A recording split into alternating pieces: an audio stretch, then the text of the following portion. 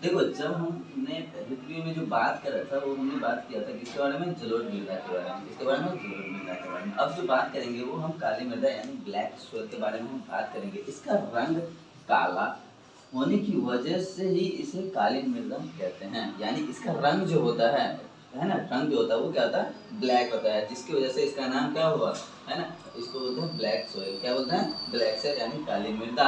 यानी अब इसलिए ये काला इसलिए होते हैं क्योंकि इसमें जो मौजूद जो टिटेनिफेरस होता है ना, मैग्नेटाइट और जीवांश जो होता है, इसकी वजह से ये काले होते हैं। इसकी वजह से काले होते हैं, मेन जो पॉइंट है ये है ना, टिटेनिफेरस, है ना, मैग्नेटाइट और जीवांश की वजह से ये क्या होते हैं, काले होते हैं, है ना। इसका जो निर्माण की अब हम बात करेंगे, क्या करेंगे, इसका निर्माण जो होता है ना वो होता है बेसॉल्ट, है ना, क्या होता है, बेसॉल्ट चट्टान, है ना, बेसॉल्ट चट्टान के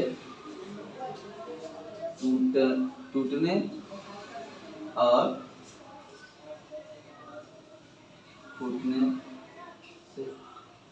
तो मैम जो है इसका जो निर्माण कैसे हुआ, इसका जो निर्माण हुआ, क्या हुआ, इसका जो निर्माण होता है वो निर्माण होता है बेसॉल्ट जो चट्टान होती है ना उसके टूटने और फूटने से होते हैं। क्या होते हैं, टूटने और फूटने की वजह से जो इसका है ये निर्माण होता है, क्या होता है, इसका निर्माण होता है। समझ में आ गया। इसमें जो मौजूद होता है ना, इसमें है ना, यानी इस मिट्टी में या इस मृदा में, इसमें इस मृदा में, है ना, मुख्य रूप से अगर देखा जाए तो आयरन, चूना, क्या होता है, आयरन, चूना, मैग्नीशियम,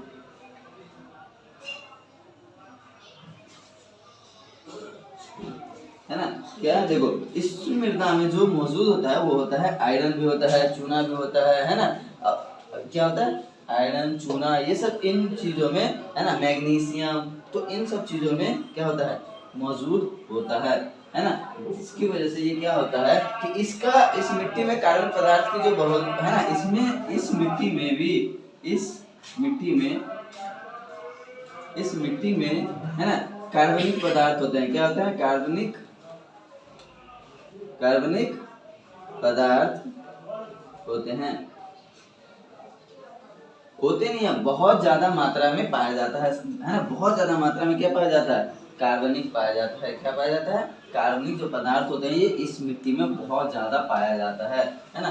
जिसकी वजह से ये क्या होता है कि ये कपास की खेती के लिए, है ना, किसके लिए, ये जो होता है ये कपास की खेती के लिए सबसे उत्तम होता है। किसके लिए, कपास की खेती के लिए सबसे बेस्ट होता है यही मृदा, कपास की खेती के लिए सबसे अच्छा होता है। ऐसा नहीं है कि सिर्फ कपास ही इसमें उगाया जा सकता है, लेकिन अगर कहा जाता है तो ये कपास की खेती के लिए क्या होता है, बहुत ज्यादा होता है। इसलिए इसे, है ना, काली कपास भी कहा जाता है। क्या कहा जाता है, काली कपास भी कहा जाता है, यानी काली कपास भी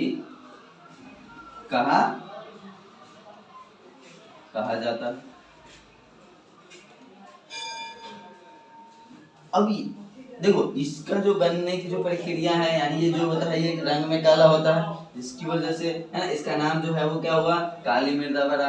क्यों, अब ये काला इसलिए होता है क्योंकि इसमें टिटेनिफेरस, मैग्नेटाइट और जीवांश में पाया जाता है ना। अब इसका निर्माण होता है एक्चुअली कैसे है, तो इसका निर्माण जो होता है वो बेसॉल्ट जो चट्टान होती है उसके टूटने और फूटने से होता है। इस मृदा में आयरन, चूना, मैग्नीशियम, है ना, मैग्नीशियम, ये सब क्या होता है, ये पाया जाता है। लेकिन सबसे ज्यादा जो इस मिट्टी में पाया जाता है वो होता है कार्बनिक पदार्थ। क्या होता है, कार्बनिक जो पदार्थ होता है वो सबसे ज्यादा इस मृदा में पाया जाता है। और यह कपास की खेती के लिए क्या होता है, सबसे उत्तम होता है। यानी ये कपास की खेती इनमें बहुत अच्छे तरीके से की जा सकती है। यानी यह इसीलिए इसे काली कपास के नाम से भी हम जानते हैं। क्या है ना। ऐसा नहीं कि सिर्फ ये है कि सिर्फ इसमें का यही एक चीज हो सकता है, ठीक है ना। इसमें जैसे कि क्या, धान, गेहूं, बाजरा, इसमें और भी फसलें हो सकते हैं। क्या हो सकते हैं, और भी फसल हो सकते हैं, जैसे, है ना, जैसे धान, क्या होता है, धान हो सकता है ना, बाजरा हो सकता है, आदि। तो ये जो है तो मुख्य रूप से ये कपास के लिए सर्वोत्तम माना जाता है। किसके लिए? कपास के लिए सर्वोत्तम माना जाता है ना। तो ये आपकी ये है ना, ये क्या होता है? सबसे बेस्ट होता है। क्या होता है? बेस्ट होता है। किसके लिए? कपास के लिए, है ना। ये कपास के लिए सबसे बेस्ट होता है।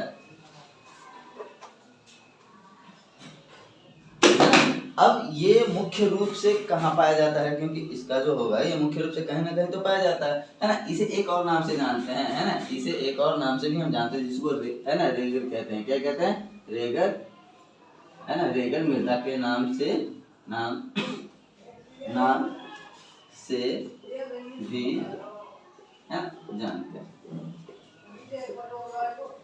यानी इसे रेगर मृदा के नाम से भी हम क्या करते हैं? इसे जानते हैं, है ना। अब मुख्य बात ये होती है कि ये कहाँ कहाँ पे क्या है? या मुख्य रूप से इसकी बात कर ली जाए तो वो होता है मुख्य रूप से इसका, है ना। या मुख्य रूप से गुजरात, है ना, महाराष्ट्र। देखो तो ये जो रेगर मृदा है ये क्या है कि यहाँ पे महाराष्ट्र, मध्य प्रदेश, है ना, कर्नाटक, है ना, मध्य प्रदेश, यहाँ पे मध्य प्रदेश, इन सब चीजों में मध्य प्रदेश के है ना पश्चिम भाग में उड़ीसा में, है ना, उड़ीसा हो गया। आंध्र प्रदेश के दक्षिण एवं, है ना, तो समुद्री क्षेत्र आंध्र प्रदेश के कहाँ पे? आंध्र प्रदेश के दक्षिण समुद्री क्षेत्र,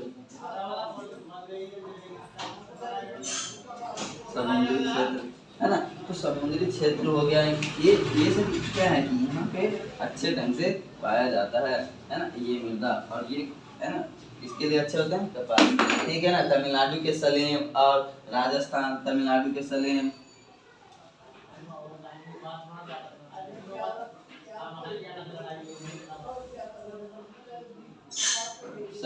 और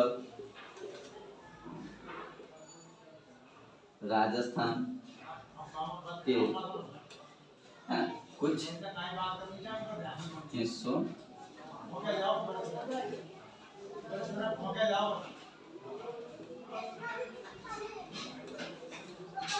अब इसको समझो। इसे एक और नाम से जानते हैं, इसे रेगर मृदा के नाम से भी हम क्या करते हैं? जानते हैं, ठीक है ना। अब ये तो मुख्य रूप से जो है ना पाया जाता है वो क्षेत्र होता है, जैसे गुजरात में, महाराष्ट्र में, मध्य प्रदेश, है ना, उड़ीसा, आंध्र प्रदेश के दक्षिण समुद्री क्षेत्र में, तमिलनाडु के सलेम और राजस्थान के कुछ हिस्सों में भी पाया जाता है ना। तो यहाँ पे मुख्य रूप से जो खेती है, यहाँ जो खेती की बात करें तो ऐसा नहीं कि धान नहीं हो सकता, गेहूं नहीं हो सकता है, लेकिन ये कपास जो है ना उसके लिए क्या होता है? सबसे बेस्ट होता है, ठीक है।